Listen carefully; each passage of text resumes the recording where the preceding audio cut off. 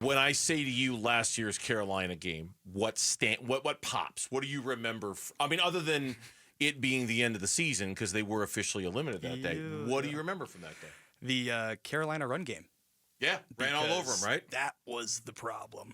Hubbard, and let me say this. Hubbard, I think, is very under the radar for the type of running back. I think he had 1,195 yards last year, 10 touchdowns. But that, by far, was what stood out to me and what has to change this week. That's easily number one. And second, takeaway battle. Jonathan Gannett said it this week, but I think a lot of us have already been thinking that those are the two things this team has to get right this week. I look at the run game from the Cardinals' perspective, and we talked a lot about 7 straight games. They've given up 200 yards, their inability to stop the run. Kyler had a big game last year. Connor had a big game last year. That's going to be, again, you're going to lean heavily on that because that's something that you do very well. Although the first game, outside of the Trey Benson run, it was not great. It was not great. And I think they're going to want to get that to be great. So I would expect that's your game plan going into Carolina is just to run the ball down their throats. Yeah, and if you look at last year, James Conner went nuclear against this team, and I think he left early with an injury. So, he was going. And not only just in the rushing game, it was also in the receiving game he was doing things too. So, and Trey McBride didn't. Trey McBride had 3 catches for 20 yards in that game. So odd. Yeah, I'm calling the shot right now. I think this is the week James Conner goes nuclear again. Trey Benson will get his touches too, but I really think this is one of those. Yeah, pound it down their throats. Kyler, get yours too. But here's something to watch this week. Tip Reiman has not practiced. We brought that up earlier. That's a big deal, right? That's a big deal. Yes, he's not going to flash you with the stats, but he is one of their best the best blocking tight end on this team. Trey McBride gets a lot of credit, but you've got, for what this guy wants to do and put people on the ground, he's their best option. And you lose him, a lot is going to be on Elijah Higgins, Travis Volk, these guys who are going to have to pick up the slack. And I loved Elijah Higgins' game last week just with that on the Trey Benson pop. He was a big person in their blocking. So really need to see the backup tight ends step up and really get more.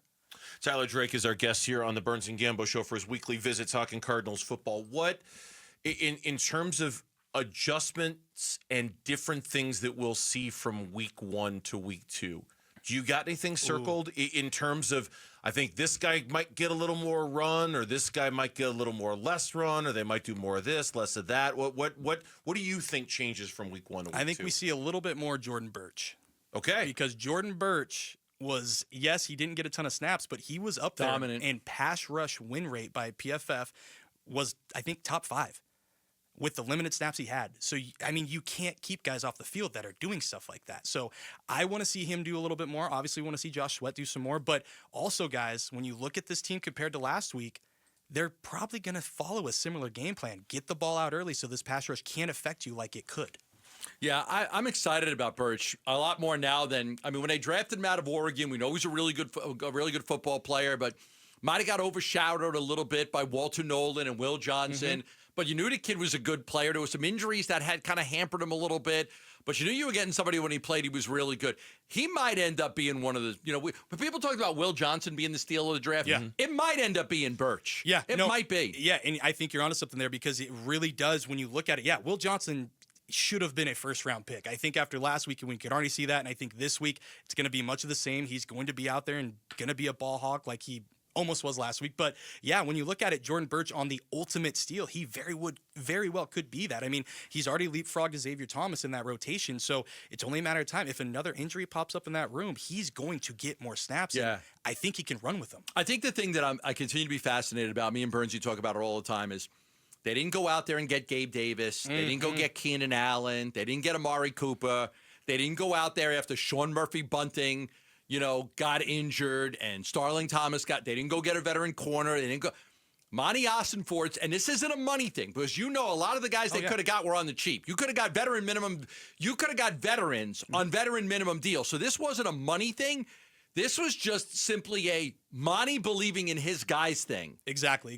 Because when you do look at that cornerback rotation, beyond those 3 guys, Garrett Williams, Will Johnson, and I'm having a blank, but beyond those guys. Max Melton? Yes, Max Melton, thank you. Beyond those guys, it's a drop-off. There's not a lot of experience there. So if one of those guys goes down, it gets a little murky there. But like you said, I agree. It's very much these are our guys. We want to win. I do want to see more out of that backup wide receiver spot, though. Wide receiver 2, wide receiver 3, because I don't know if we're gonna. Listen, I don't know. I'm fascinated by that. Because this is something else we had a conversation Totally. about, too. Go ahead. Like, okay, and Gannon said as much on Monday. The offense is going to run through 85. Yeah. The passing offense is going to run through it can't 85 just be and those two. 18. I mean, we might get all hung up on who wide receiver 2 is. I don't know if I'm getting the impression that they're all that hung up on I don't who think wide so receiver either. 2 is. You know what I mean? And especially if they're winning games. I think if they're winning games, everything's They're probably playing fine. all the tight ends though. Like Yeah, if they're that going, too. if they're gonna play multiple tight ends, Yeah. 2-3 tight ends, That takes some guys out. why do I need to have somebody that's better than Michael Wilson or better than Dortch or Especially when I saw a cut up of the 52-yard run from Benson, and you mentioned the blocking from Tip Reiman.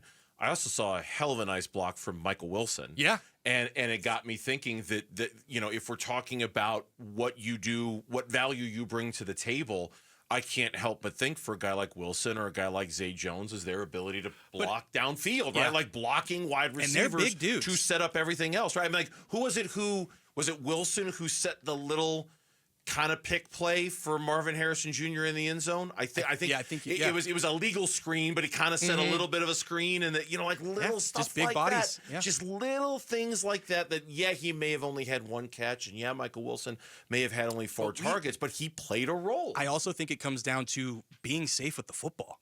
I think that's another factor too. That's why all those passes are behind the line of scrimmage or 0 to 10 yards. Exactly. 18 completions. Exactly. So that's the other thing is this team does not want to lose the turnover battle. And if they can keep it out of harm's way until they absolutely have to, where they have to take deep shots if they're down, that's when you kind of open it up. But I think right now, just keep everything in front of you and see what happens. We talked about okay, go look at the best second receivers on all these other teams. And you're going to see 60, 62, 64, 65 catches by number 2 guys that are good. And okay, well, you're on pace for 17 out of your number 2 guy right now. Number 3 guy, number 4 guy. I don't know that we get to 50 with these guys. And I don't know. You might be right there because it's very much like Jonathan Gannon said, it goes through 85 and 18, and you got to get 6 involved too on the ground, and now you've got to get 33 involved. So how do you too, get how do you get 4 or 5 catches to a Michael Wilson, a Greg Dortch, or a Zay Jones? You're might taking not. touches away from Connor. You're taking touches away from Benson. You're taking, and you've got to have a balance. You've got to have a healthy balance because you have to have your playmakers making plays. Yes, you want your role players to contribute, but at the end of the day, this team isn't built around Michael Wilson or Greg Dortch. It's built around Marvin Harrison and the rest of these guys who they've brought in as premium talent. So it really starts there. So what did you think about the Bears collapse on Monday night? You were putting me on the spot for this one. I'm sorry. She was so focused on whatever she was You doing. realize that if I leave, you have no one that's to my run the show co-host. for the next 2 weeks.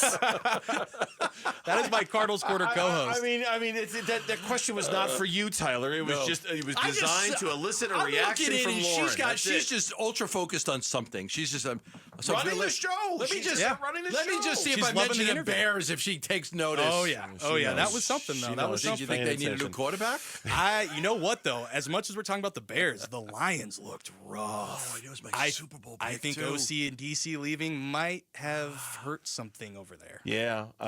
Speaking of rough, that 49ers injury report. Oh boy. Well, and here we go. And here we go. The It's been 49ers this are going to since do it the again. Offseason. Yep. It's been it since the offseason. And this is why one of the reasons why the Cardinals have to get to the playoffs now. The NFC West is there for the taking. Yes, the Rams are still there, but what's up with Matthew Stafford's back throughout the season? Seattle, who knows? But beyond that, it's there for the taking. Thanks for watching Burns Gambo. Click to see more from the guys and hit the button in the middle to subscribe so you never miss a video from Arizona sports.